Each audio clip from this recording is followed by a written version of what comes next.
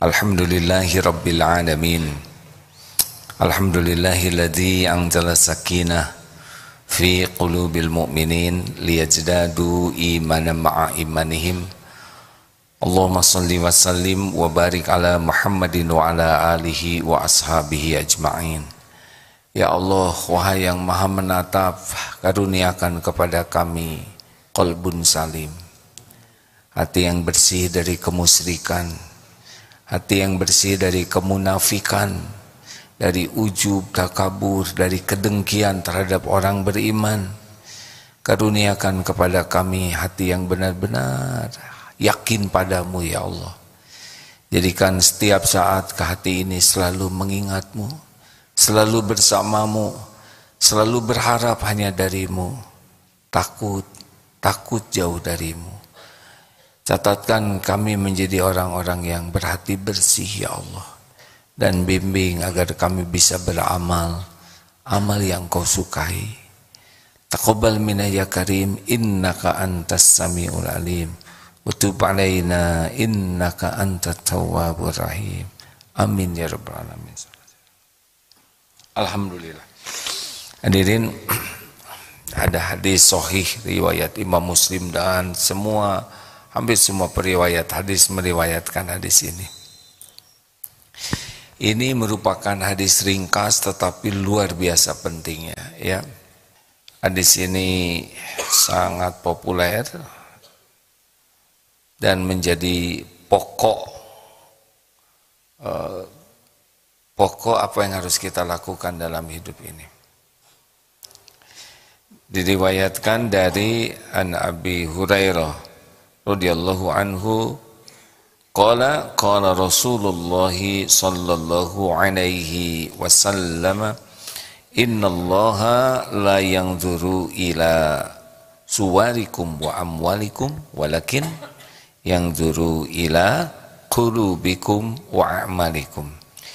Diriwayatkan dari Abu Hurairah radhiyallahu anhu, ia berkata, Nabi sallallahu alaihi wasallam bersabda, innallaha, sesungguhnya Allah, la tidak yang zuru melihat, ila suwarikum kepada rupa kalian, wa amwalikum dan harta kalian, walakin tetapi yang juru melihat ila kepada kulubikum, hati kalian, wa a'malikum dan amal kalian. Ini begitu penting sekali hadis ini supaya kita tahu prioritas apa yang harus kita lakukan. Jadi Allah Subhanahu wa ta'ala menciptakan jasad ini sesuka Allah. Kita tidak dinilai karena warna kulit hitam, putih, coklat, karena itu bukan pilihan kita. Tinggi badan, misalkan yang ke surga yang tinggi-tinggi, yang kurang tinggi enggak masuk surga. Enggak, itu cuman masuk tentara aja dan polisi. Juga tidak dilihat dari panjang pendek hidung, ini kurang mancung nih, rada kurang ke surga, tidak. Kurang mancung, kurang mulia, atau rambut, ini keriting nih, rada ruwet pikirannya, tidak ada kaitan antara keriting dengan ruwet. Jadi fisik ini tidak ditanya bentuknya, karena bukan keinginan kita punya fisik ini. Pernah ada suatu saat ibu-ibu yang menangis ketika bertanya ke Rasul, maaf bahwa di surga tidak ada nenek-nenek, gitu Bu. Aduh, ibu sedih langsung masak keemasan. Di surga tidak ada nenek-nenek Bu. Gimana dong nasib kami ini yang sudah keburu tua? Di surga kalau ibu masuk nanti ibu jadi muda kembali, gitu. Jadi tua tuh, wah ini makin tua kelihatannya makin susah ke surga. Enggak, tidak ada kaitan. Karena jadi tua juga bukan keinginan kita. Ini Allah yang mendesain, Allah yang berbuat menciptakan tubuh kita semua, tubuh orang lain juga, semuanya, dan tidak ditanya dengan bentuk tubuh ini. Juga tentang harta, kecuali harta itu yang ditanya adalah bagaimana kita menjemput hartanya, bagaimana kita menafkahkan hartanya, itu yang ditanya. Jadi kalau tentang harta ini, bagaimana proses kita menjemput harta, jadi amal atau tidak, dan ketika sudah dititipi, bagaimana nih? Jadi sombong, ujub, ria, takabur, jadi serakah, dia bayar zakat atau tidak, tetap yang dinilai adalah hati dan amalnya, bukan jumlah hartanya. Dan tidak akan di dunia ini semuanya dikaya semua. Walaupun mudah bagi Allah ngasih kekayaan rata, tidak, karena bukan itu yang menjadi tanda kemuliaan. Apakah yang miskin bisa mulia di sisi Allah? Berapa banyak sahabat Nabi yang tidak punya rumah sampai akhir hayatnya?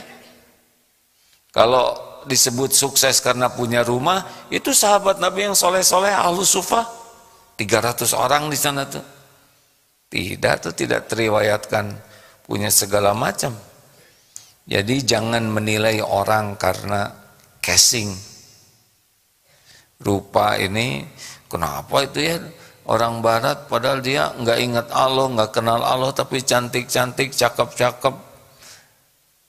Ya maunya Allah menciptakan gitu. Coba kalau saya ganteng kayak dia, mikir itu aja udah menderita ya. Ujiannya lebih berat diberi bagus itu hadirin. Karena kecenderungannya ingin pamer. Yang matanya bagus itu kedip-kedip itu lebih suka dipamerkan daripada yang oleh Allah dijaga supaya tidak ria. Ya yang suka tepos-tepos, tahu tepos? Tebar pesona ya. Yang suka memamerkan dirinya karena merasa punya kelebihan. Orang kalau merasa punya keistimewaan, itu kecenderungannya ingin pamer keistimewaan itu. Yang merasa, maaf ya, wajahnya cakep, tertekan tuh pakai masker kemarin karena orang gak bisa lihat wajahnya. Tapi ada yang bahagia pakai masker kemarin, nggak kelihatan ompong saya gitu. Ini serius hadirin. Qadarullah waktu kemarin di Australia, kan biasanya di Australia kalau kami ke sana tuh musim dingin. Insya Allah semua terjaga pakaiannya. Kemarin sudah habis musim dingin, mulai peralihan ke panas. Nauzubillah hadirin. Hilang hafalan, hilang tahajud kalau tidak hati-hati ya. Sesuatu banyak yang tidak dilihat di Indonesia, di sana dilihat. Pernah suatu saat dulu ya, tapi lama. Ini pernah suatu saat diundang sedang musim panas, diajak makan di pantai. Aduh, itu. Bukan aduh, gimana ya? Bukan alhamdulillah. Coba Pak, jangan salah ngomong, dicatat Pak. Restorannya ngadep ke pantai. Aduh ya Allah, ini ya begitulah hadirin ya, nggak boleh dibayangkan. Jadi kan banyak tuh, tapi nggak boleh menghina juga ya. Ya begitulah hadirin, seperti pindang, jemur pindang. Astagfirullah, ini nggak sehat, nggak benar, saya nggak bisa lihat ini. Udah balik kanan, balik kanan. Akhirnya balik kanan. Itu lebih horor lagi, karena habis berjemur mereka mandi di belakang itu. Wah ini berat. Nah hadirin, kenapa? Ya karena kalau badannya bagus kecenderungannya dipamerkan. Dan yang gak bagus mah pengen ditutup. Betul? Jadi jangan dulu merasa spesial karena cakep, cantik, ganteng, gagah atau gimana, karena itu ujiannya lebih berat daripada yang punya versi manusia punya kekurangan. Kecenderungan manusia kan memamerkan yang merasakan dirinya istimewa. Kalau dia merasa istimewa dengan rupanya, pasti pengen pamer. Istimewa dengan bentuk tubuhnya, dia pasti ingin pamer. Istimewa dengan kecerdasannya, pasti ingin pamer.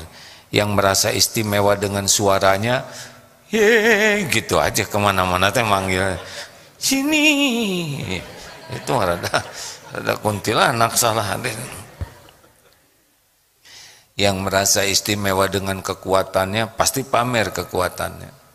Yang merasa istimewa dengan ototnya, kemana-mana bajunya ngetet saja. Kenapa dia ngetet? Karena dia ingin pemberlihatkan ngotot, ya. Ya begitu. Makanya ujian diberi badan, wajah bagus dan sebagainya. Kecuali yang dengan iman saja, takut menggelincirkan orang. Kembali ke hadis tadi, innallaha la yanzuru ila suwarikum wa amwalikum. Rupa itu Allah yang mendesain dan ujian. Jadi sombong atau tidak, nah itu yang dinilainya. Misal diberi kekuatan, ya.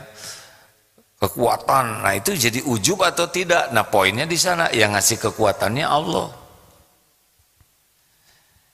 Dikasih kemampuan, jadi ujub atau tidak, jadi amal atau tidak. Nah yang dinilai itu adalah hati dan amalnya.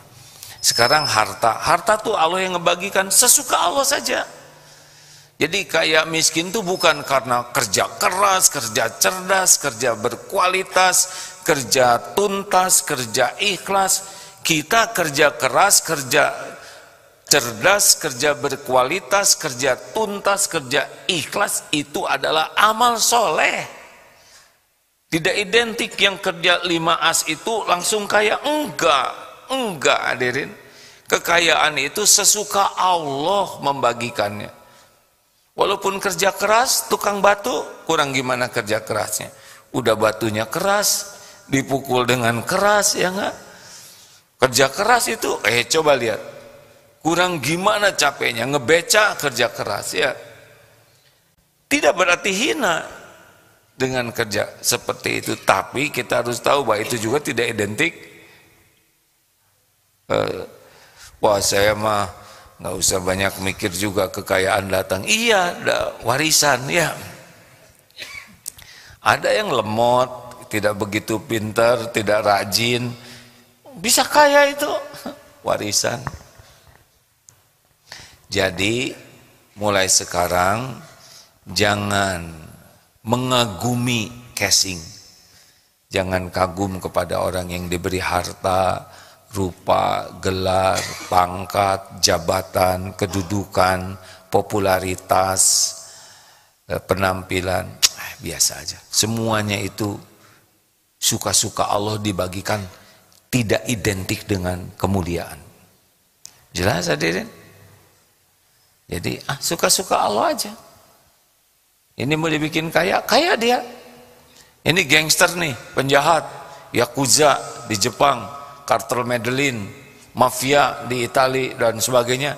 Kalau Allah mau kasih kaya, kaya aja mereka. Walaupun mereka tidak beriman sama sekali, bahkan hidupnya bergelimang maksiat, kalau Allah mau kasih kekayaan, kaya dia. Dan nggak dibawa kemana-mana juga.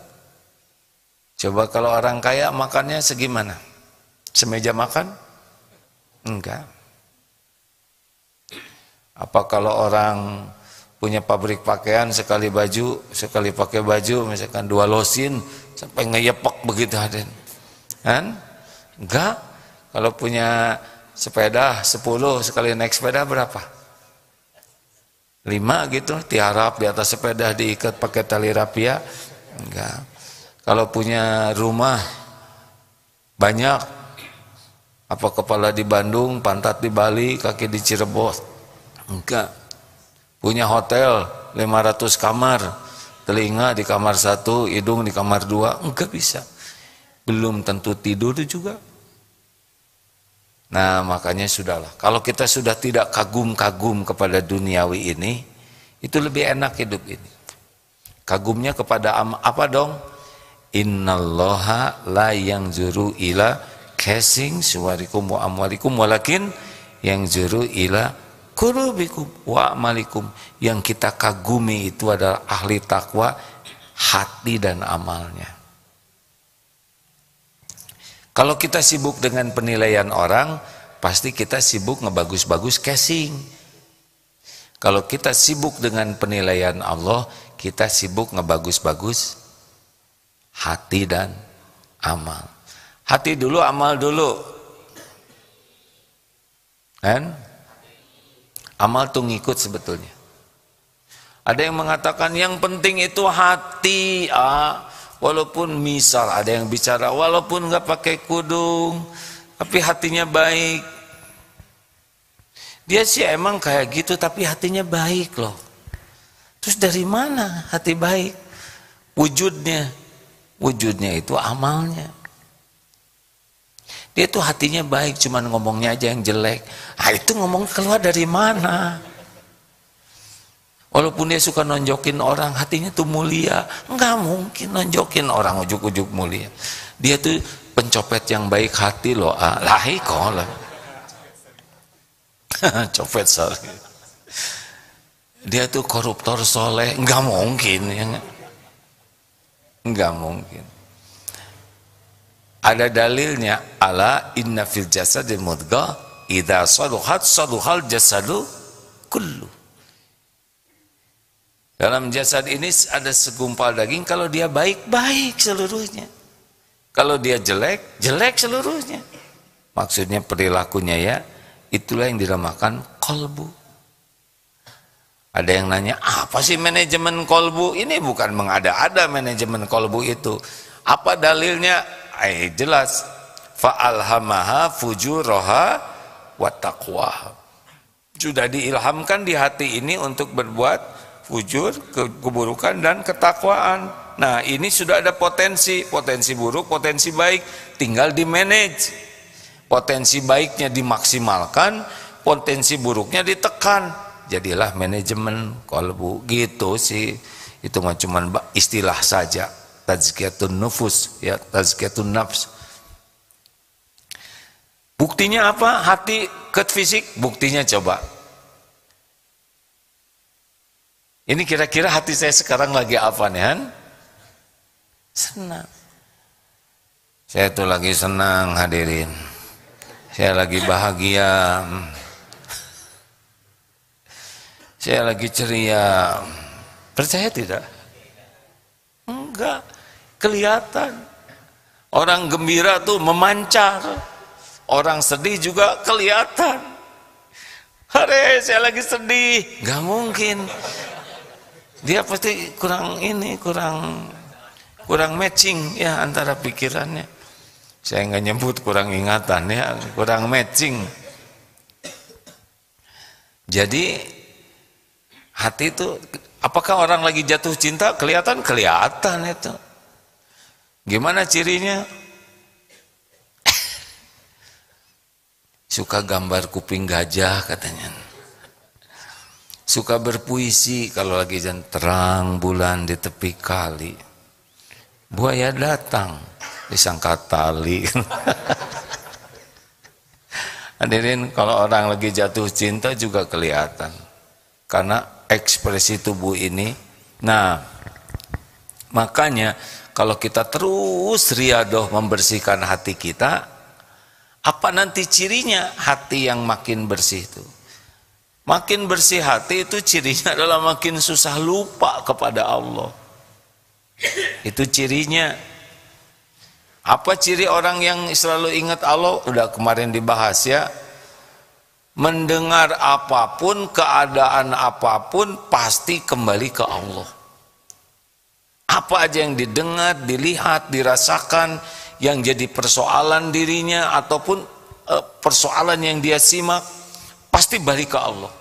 Karena dia tahu semua ini hanya baru bisa terjadi dengan izin Allah. Apalagi cirinya selalu berharap pertolongan Allah. Apa-apa teh minta tolong ke Allah lagi, minta tolong ke Allah lagi. Kenapa? Karena dia tahu bahwa segalanya hanya baru bisa terjadi dengan izin Allah, pertolongan Allah.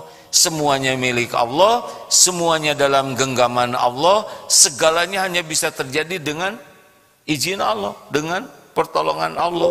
Dan Allah maha dekat, maha mendengar.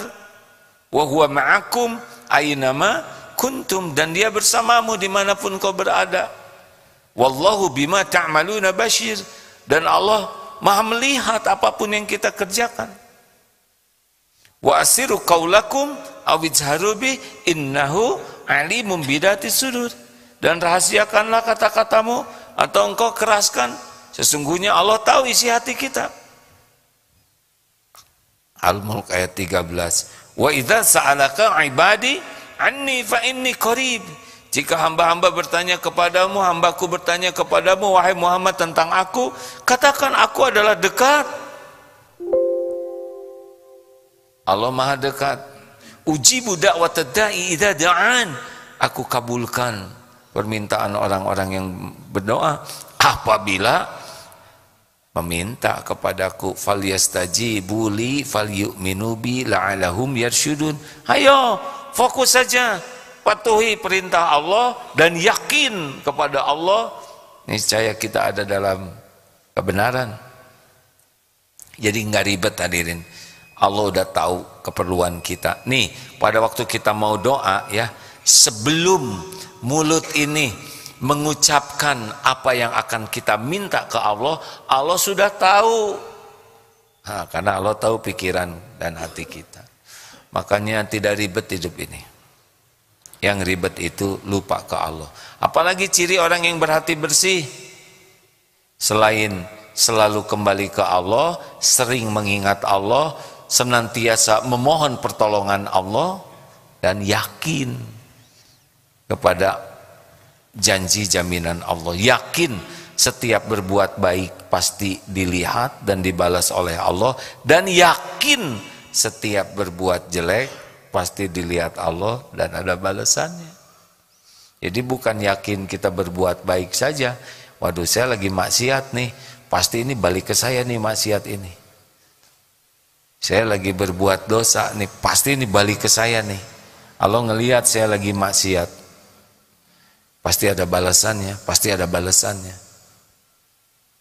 Nah itu ciri orang yang bersih hati itu. Nantinya efeknya tidak ada syirik, tidak akan menyekutukan Allah, tidak akan munafik, tidak akan ujub, ria, takabur, dengki. Lalu gimana dong amal? Nah amalnya itu harus menyesuaikan dengan apa yang dituntunkan. Jadi kita belajar agama itu ya supaya hati kita bersih dan amal kita benar. Nanti yang jumpa dengan Allah siapa? Yauma la yanfa'u malu wala banun illa man atallaha biqalbin salim. Ingat, hari tiada manfaat harta dan anak-anak kecuali yang jumpa dengan Allah biqalbin salim. Oh orang itu hatinya busuk, kita yang busuk ya. Kenapa mikirin orang hatinya busuk? Saya nggak nyangka loh, udah nyangka. Kalau nggak nyangka diam dia yang. Hati-hati loh Bu, jangan banyak ngobrol sama orang itu. Dia tuh kerjanya ngomongin orang lain. Padahal hukum ngomongin orang lain kayak gitu teh gibah. Gibah tuh haram. Baca aja surat Al-Hujurat ayat 12. Haram gibah itu. Nah ya, dia ngomongnya bener. Ya ayyuhalladzina amanu istanibu katsiran minadh-dhonn. Bener itu ngomongnya. Dia lagi ngomongin siapa ya? Jadi betul-betul tidak cukup kita hanya sibuk fisik. Tadi sholat subuh, badan kita bagus itu, wudu dulu tidak? Ayo, jangan sampai kayak si Kabayan. Dalam sebuah cerita, dia lagi sholat, kentut. Kabayan, batal kamu sholatnya? Ya enggak dong. Kenapa sholat kentut nggak batal? Saya kan nggak wudu dulu, gitu. Ngaco. Ini cuman cerita, jangan ditiru santri, awas. Oh iya, teknik supaya nggak batal, nggak wudhu kan. Nggak bisa kita beramal ngarang ya, patuh saja. Nah sholat tadi kita itu ngadep kiblat, wudhu dulu, takbir tuh, Allahu Akbar, Allahu Akbar. Bacaannya dibaca Fatihah, ruku Subhana Rabbiyal Azim sama, tapi hati belum tentu ingat Allah. Suka menilai imam, hati itu ya, ini imam ayat ini lagi nih gitu. Oh ini suaranya serak ya enggak? Kenapa? Jangan-jangan imamnya kebanyakan makan. Terus sambil sholat tuh berapa banyak hati kita kotor. Pas yang di depan itu kalau singletnya bolong, ya ini singlet bolong kayak gini dipakai, kurang modal nih. Dia gajian nggak ya? Oh sibuk merencanakan. Berapa banyak yang sholat subuh barusan, yang nggak saum sibuk memikirkan sarapan, yang mau olahraga sibuk mikirin sepeda, ya macam-macam selama sholat itu Pak. Sedang sujud, badan kita ini sujud loh, kening ini sujud. Saat terdekat kita dengan Allah itu waktu sujud. Apakah hati kita ingat ke Allah? Belum tentu. Ini masalah kita. Kalau orientasinya hanya amalan fisik. Kalau baca tahsin bagus, kira-kira selamat enggak tuh? Oh, ngimamin itu berat hadirin. Allahu Akbar. Ada yang ketika Allahu Akbar tuh ingin menunjukkan wibawa. Dengan digetarkan suara, dibesarkan. Allahu Akbar. Biasanya Allahu Akbar, tapi giliran di depan umum gede. Nafas dipanjang-panjangin sampai pening dia, kekurangan oksigen untuk menunjukkan bacaannya panjang. Jadi selama sholat tuh ada yang inget tahsin aja, Bismillahirrahmanirrahim. Ada yang inget erele nada ya. Ada yang acting pura-pura sedih. Tapi Allah, kok nggak ada yang nangis nih? Kurang ajar. Ini makmum nggak ada yang paham. Selama sholat tuh ambek-ambekan karena makmumnya nggak ada yang sedih. Itu bisa acting. Termasuk muhasabah. Ya Allah, ini kok pada buta hati semua nih? Hatinya keras membatu, hancurkan hati. Karena ada yang muhasabah tuh mengukur kesuksesannya dengan jeritan orang-orang. Wah, udah pingsan 3 nih sukses. Ini acting semua. Mau apa? Doa itu yang paling penting diijabah oleh Allah, benar? Tidak harus kedengaran suara tangisan, dan nangis di depan orang juga bisa acting.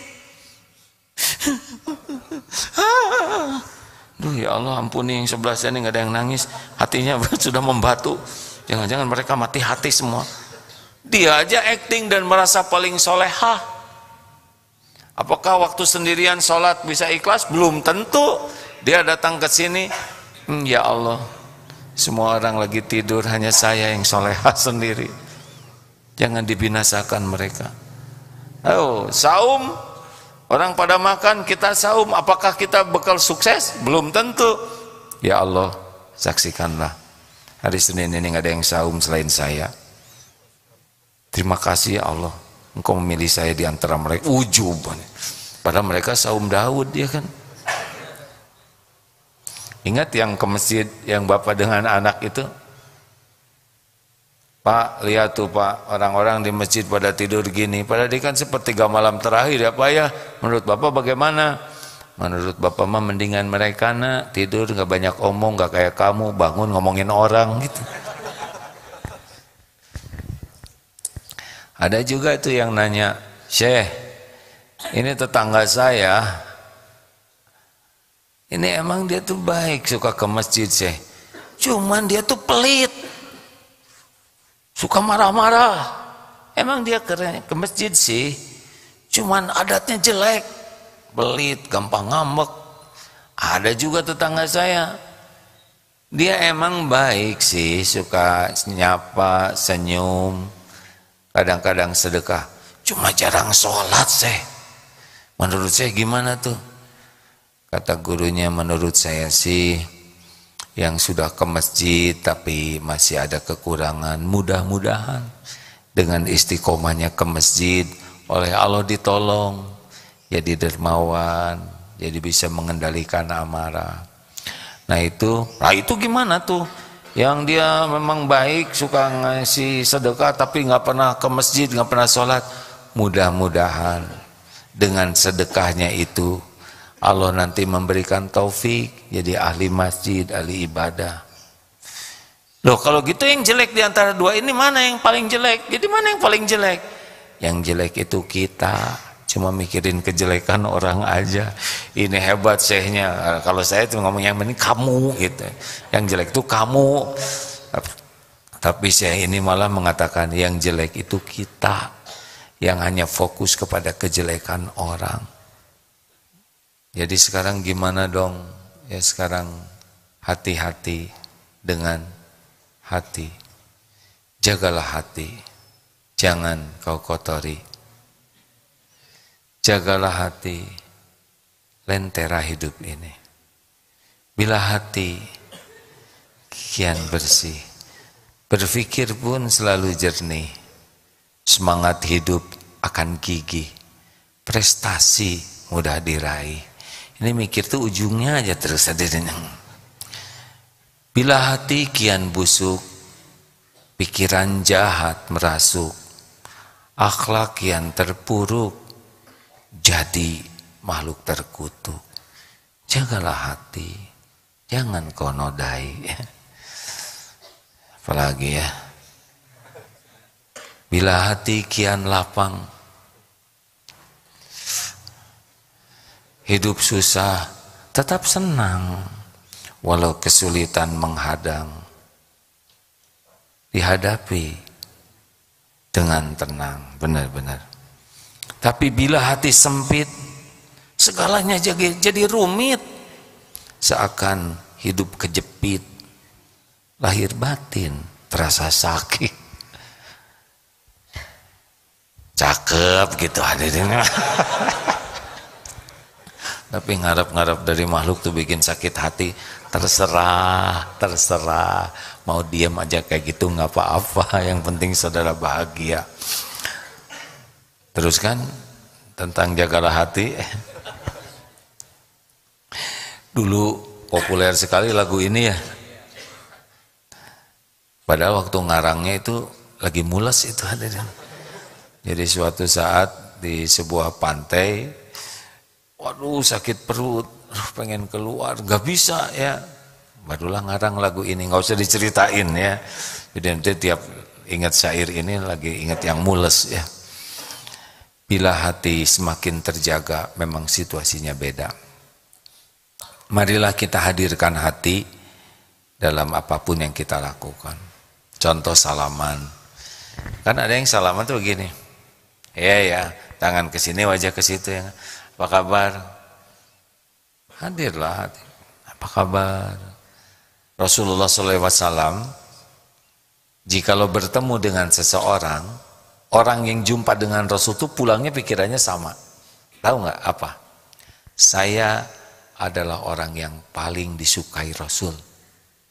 Kenapa tiap orang begitu? Karena Rasulullah bila berjumpa dengan orang, dengan siapapun, bukan hanya fisiknya yang hadir, hatinya hadir, pikirannya hadir, sehingga memperhatikan, disimak. Kalau ada yang curhat, disimak. Perkataannya kalau menyedihkan, ikut empati. Kalau lucu, ikut senyum. Kalau mengagumkan, ikut takjub. Datangnya diperhatikan, pulang diantar sampai tidak kelihatan. Full dari awal sampai akhir, hadir itu Rasulullah tuh. Padahal mungkin cuma 5 menit, 3 menit. Itu hati itu hadirin. Coba ngusap-ngusap ya. Ini nanti kalau ngusap ke anak-anak tuh ya. Tapi nggak pakai hati, apa kabar sayang? Sudah makan belum? Paling ngebul kepalanya. Masih ingat cerita yang ibu nyanyi ke anak? Ini hanya cerita ya. Kata ibunya gini, ayo nak tidur nak. Sok ibu nyanyiin lagu ya, Nina Bobo. Ibu sambil ini jawab WA teman-teman di grup ya. Nina Bobo, Nina Bobo. Si bayi teh ngeliatin si anak teh. Ibu udah 5 kali nyanyiin Nina Bobo. Kenapa kamu nggak bobo-bobo juga? Saya kan Asep bu, gitu, kurang fokus. Hadirin, anaknya lelaki namanya Asep, lagu Nina nggak nyambung. Berapa banyak sekarang di hadapan orang sibuk main HP, benar? Di hadapan orang tua main HP, susah hadirnya HP. Ya bu, ya bu, ya bu, ya. Ini kenapa sih HP ini nggak lepas-lepas? Emang kita ini siapa? Kenapa kesempatan ketemu anak yang cuman beberapa waktu yang terbatas, kesempatan bertemu keluarga, bertemu orang tua, kok ini aja mendekatkan yang jauh, menjauhkan yang dekat? Loh, megang HP terus. Ini ada dalil di sini, alasan ada. Kita serius sekali ini hadirin. Jangan sampai di hadapan orang tua, di hadapan tamu yang jauh-jauh sibuk tanpa minta izin dulu. Simpan, tapi simpannya asli, jangan kayak yang satu keluarga tidak boleh buka HP pada waktu makan. Setuju semua? Kata bapaknya ke istri dan anak-anaknya. Setuju pak. Makan. Tiba-tiba garpu jatuh. Pas bapaknya ngambil garpu, semuanya lihat HP. Selesai bangun, simpan lagi. Si bapak ngemati aja, cereng. Wah ini kelihatannya ada gerakan-gerakan nih. Akhirnya sendok jatuh. Bapaknya turun, wah langsung semuanya. Begitu sekarang. Pas bapaknya bangkit lagi, semua simpan lagi. Akhirnya lap oleh si bapak itu, dijatuhin. Lama tuh. Ternyata si bapak di bawah lagi main HP ya enggak? Itu dia dunia sekarang hadir. Ini cerita lama tapi pengen aja ceritain. Ayo mulai salam pakai hati. Assalamualaikum warahmatullahi wabarakatuh. Hati itu semoga diberi keselamatan kalian semua. Rahmat Allah wabarakatuh. Kalau terima kasih jazakallah khair. Di hati itu ada, ya Allah balaslah dengan kebaikan yang banyak.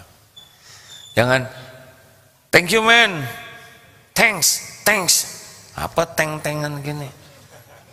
Trims. Pakai hati. Terima kasih, jazakallah khair. Dulu pernah ceramah di sebuah tempat dan ini nggak bisa lupa sampai sekarang ini. Orang tua, ibu-ibu pimpinan majelis taklim, nuhun pisan, terima kasih sudah hadir, nuhun itu ya rasanya tuh masuk sekali ucapan terima kasih, padahal kata-katanya sama, nuhun, terima kasih, dan sudah biasa kita dengar. Tapi kenapa dari sekian banyak ucapan terima kasih kok yang ini dalam sekali? Karena yang ngasihnya juga dari hati yang terdalam. Nuhun. Menijep ke sini tuh enggak bisa hilang ini. Minta maaf juga pakai hati ya, jangan.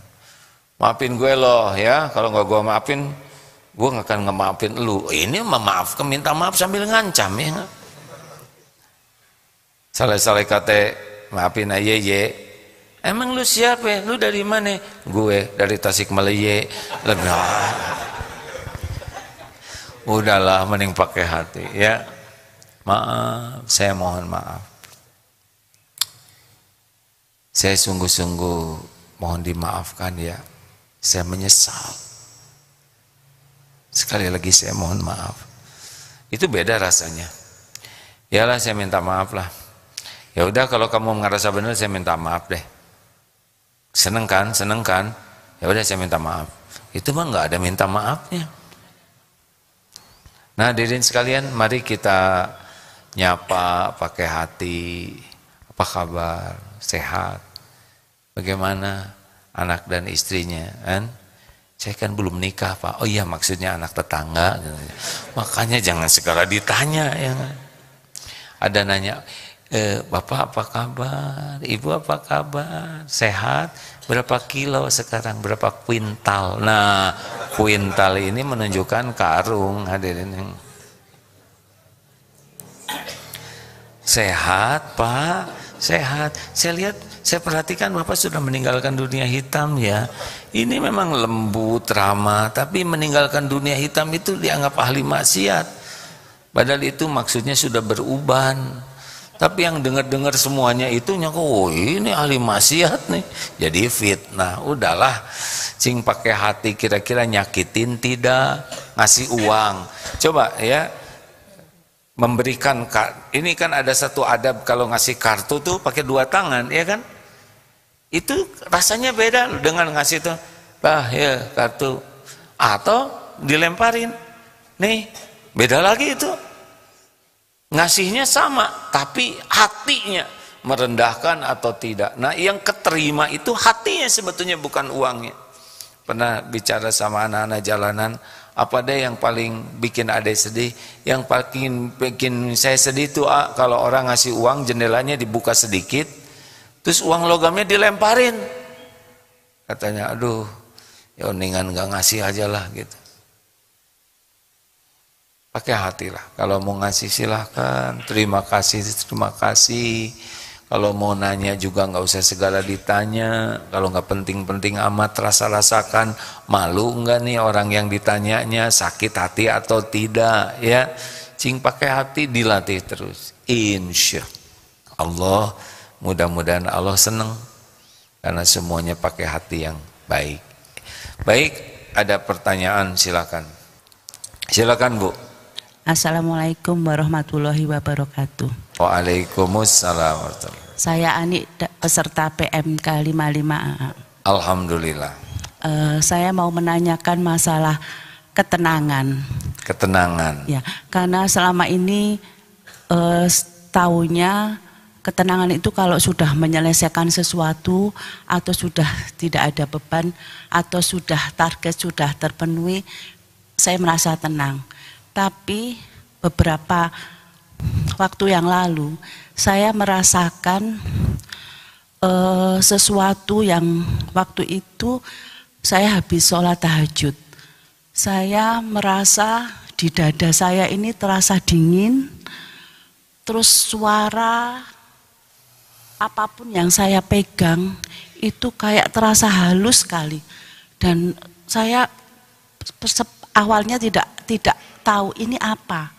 Terus saya coba lama-lama, loh apakah ini, baru saya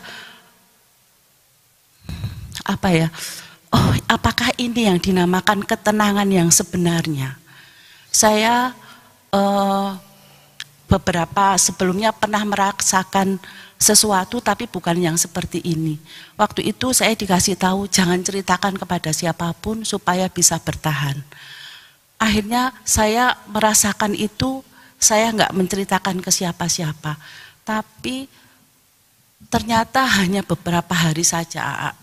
Dan saya mencoba mengingat apa ya waktu itu saya kok bisa merasakan itu. Saya ingin merasakan hal itu lagi, tapi sampai sekarang belum bisa terulang lagi. Mungkin saya jadi, pengen. Saya juga belum tahu Ibu tenangnya itu kayak apa ya, tenang, semua jadi halus itu. Iya. Dan di sini di dada itu kayak dingin gitu. Dingin, ya. Ya Bu, saya lagi membayangkan ya Bu, saya tidak niat. Karena saya nggak kebayang kalau tenang itu dingin gitu. Ya, saya berharap Ibu mendapatkan ketenangan terus-menerus ya Bu ya. Amin. Paling itu yang bisa saya jawab ya Bu. Dari mana datangnya tenang? Ala bizikrillah tatmainnul qulub. Camkan hanya dengan mengingat Allah hatimu akan tentram. Jadi tenang itu bukan waktu urusan selesai. Waktu urusan selesai itu tenang karena syukur. Kalau lagi ujian lagi banyak, tenang karena sabar. Gitu. Gimana kalau kita beramal? Tenang karena ikhlas. Kalau kita tergelincir, kita bisa tenang kalau kita sudah taubat, gitu. Jadi tenang itu sebetulnya bisa dalam segala keadaan. Walaupun diancam hukuman mati sekalipun, asal ingat harus terus menerus. Ya, saya mohon maaf nggak bisa membantu ibu menceritakan yang dingin-dingin itu, ya, yang sejuk itu, ya Bu ya, yang halus. Ya, ya terima kasih AA. Banyak zikir saja ya Bu ya. Lanjut. Bismillah. Ada yang bertanya di medsos, bagaimana kiat-kiat agar kita itu beristirahat waktu malam hari tidur itu bisa menjadikan amal ibadah. Bagaimana supaya tidur kita ini menjadi amal ibadah? Ya, amal itu kan syaratnya dua. Satu, niatnya ikhlas, yang kedua amal soleh itu caranya benar. Jadi cara yang benar tidur itu bagaimana? Merem, ya. Yang paling bagus, ya Allah, saya berniat istirahat untuk memenuhi hak tubuh titipanmu. Semoga istirahat ini jadi penguat ibadah. Syukur kalau pakai wudhu, lebih bagus lagi tuh sebelum tidur berwudhu. Syukur kalau sholat sunnah dulu. Sunnah apa? Syukurul wudhu. Kita belum tentu hidup besok. Kemudian gunakan sunnah-sunnah sebelum tidur. Baca ayat kursi, Al-Ikhlas, Al-Falaq, An-Nas. Tiupkan ke tangan, usapkan ke seluruh tubuh. Itu berat sekali tuh melakukannya. Padahal itu luar biasa, sunnah yang sangat penting. Ada juga yang malas kayak gitu ya. Dia masuk ke dalam selimut. Sama aja, yang penting nyerap katanya. Bukan masalah tiupannya. Rasulullah tuh itu dilindungi Allah. Kita tidak tahu malam ini gempa atau tidak. Ada yang roboh atau tidak, ada binatang apa yang masuk, ada penjahat. Berapa banyak yang lagi tidur, penjahat maling masuk ke rumah, benar?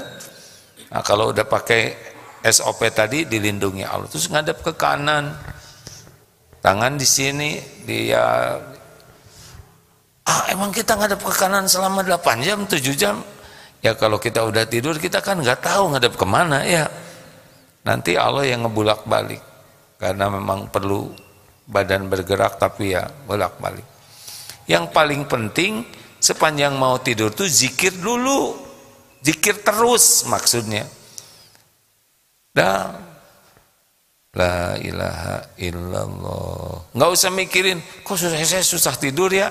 Justru mikirin susah tidur yang jadi susah. Jangan lihat jam, udah jam 11:30 belum tidur juga. Aduh cilaka, itu jam juga yang bikin nggak bisa tidur. Bilang gini aja, ya Allah, kalau mau pakai bahasa Indonesia ya, doanya udah tahu kan, Bismika Allahumma ya Bismika amut. Ya Rob, terserah padamu. Saya memang kau tahu saya ingin tidur. Kalau nggak tidur nanti saya jadi pusing. Tapi yang paling penting saya zikir aja padamu. Gak usah mikirin tidur tidak tidur, yang mikir tuh Allah aja. Ya Allah, ya Hayyu, ya Qayyum. Pilih aja.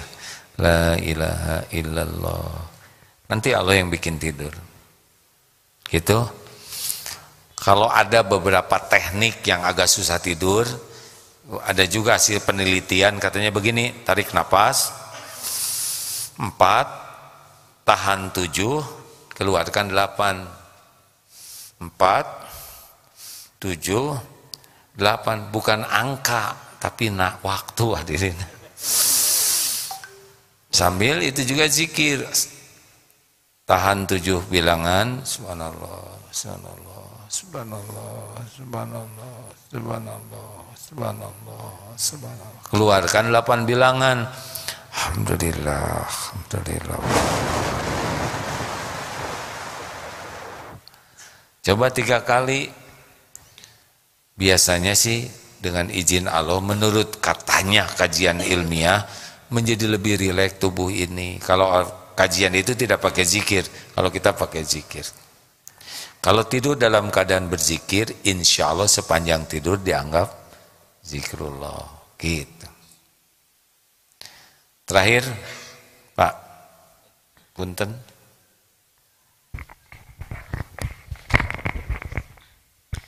Bismillahirrahmanirrahim. Assalamualaikum warahmatullahi wabarakatuh. Perkenalkan, Waalaikumsalam warahmatullahi wabarakatuh. Saya dengan Syahid dari Rumah Sakit Islam Ashifa Kota Sukabumi A, bersama dengan 8 orang teman-teman yang memasuki masa pensiun tahun 2023 insya Allah. Oh. Iya, ini diantaranya. Insya Allah. Bapak mau memasuki masa pensiun. Pensiun. Alhamdulillah. Begini, di kantor kan pensiun teh sebagai hari apa Pak? Hari memasuki pensiun menurut Bapak? Bersenang-senang sebetulnya ketika kita terkungkung di kantor, di ruang yang terbatas, di ruang kungkungan. Betul. Ya. Kalau jadi ke rumah jadi insya Allah bebas begitu merdeka. Oh, jadi hari pensiun bisa disebut hari kemerdekaan. Betul, ya. Betul. Atau pembebasan bersyarat ya Pak. Betul, Pak. Baik Pak, lanjut Pak. Baik, di kantor kan sifatnya heterogen ya. Ketika kita bagaimana memanage hati tadi itu manajemen kolbu kita. Kadang-kadang kan kita ngerasa ini dan seterusnya begitu. Iya Pak. Tadi juga sampaikan bagaimana salam dari hati ya. Kami punya budaya, punya nilai bagaimana salam di antara sesama kami, bagaimana salam dengan sahabat kami yang datang dari luar tamu begitu dan eta. Nah, memanage hati seperti itu dengan sifat orang yang heterogen satu dengan yang lain kan pasti berbeda begitu. Beda. Kira-kira bagaimana? 2B 2L Pak. Kalau lihat orang pertama, B pertama berani mengakui kelebihan, jasa dan kebaikan orang. Jadi kalau ketemu orang kita lihat kelebihannya, kebaikannya, jasanya. Yang kedua, bijak terhadap kekurangan dan kesalahan. Ya, tiap orang punya kekurangan sebagaimana kita. Kalau kita punya kesalahan mau dibeberkan tidak oleh orang. Tidak. Jangan lakukan itu. Kalau kita punya kesalahan mau dimarah-marah orang enggak. Nah itu perlakukan orang lain sebagaimana kita ingin diperlakukan oleh orang. Segala ditanya enggak enak enggak, jangan nanya yang tidak perlu. Ya Pak, Bapak udah punya rumah belum, mau pensiun? Itu kan bikin jengkel ya enggak? Jujur loh Pak, cicilan Bapak berapa? Itu mobil Bapak itu udah lunas belum? Itu kan jengkelin sekali ya. Kemudian L-nya apa? Lihat kekurangan kesalahan diri dan lupakan jasa kebaikan kita. Udah kalau ketemu orang gak usah nginget-nginget apa yang udah kita lakukan ke orang. Lihat aja kekurangan kesalahan diri. Udahlah, ketemu orang mah hormat we, seneng. Ya. Terakhir, gitu Pak. Jadi Bapak menjelang pensiun itu bahagia atau menderita atau tertekan atau gimana Pak? Harusnya bahagia. Nah, kenapa pakai harusnya?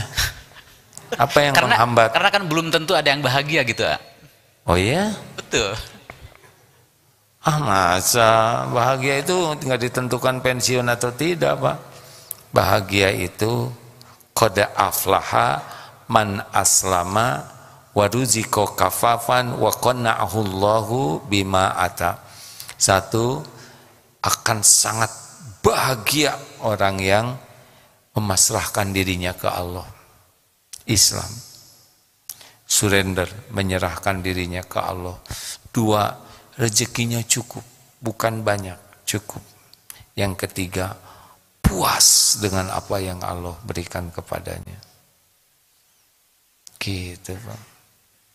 Jadi orang gak bahagia itu pasti gak pasrah, gak sibuk dengan keinginan dan tidak puas dengan yang Allah berikan. Bahagia Pak. Tidak, bahagia mah bukan datang dari dunia. Syukur aja itu bahagia. Ini gaji sama pensiunan, rumahnya sama, sebelahan, istrinya sama, anaknya sama, maksudnya usianya jumlahnya. Mana yang bakal bahagia? Yang paling qanaah, yang paling puas dengan pemberian Allah. Yang paling menderita, yang paling banyak keinginannya, yang kecewa terus dengan apa yang Allah berikan. Terima kasih hadirin sekalian. That's all ladies and gentlemen. Thank you. Semoga ada hikmah dan manfaatnya ya. Kita tutup dengan doa akhir majlis. Subhanakallahumma bihamdik asyhadu alla ilaha illa anta astaghfiruka wa atubu ilaik. Alhamdulillah. Assalamualaikum warahmatullahi wabarakatuh.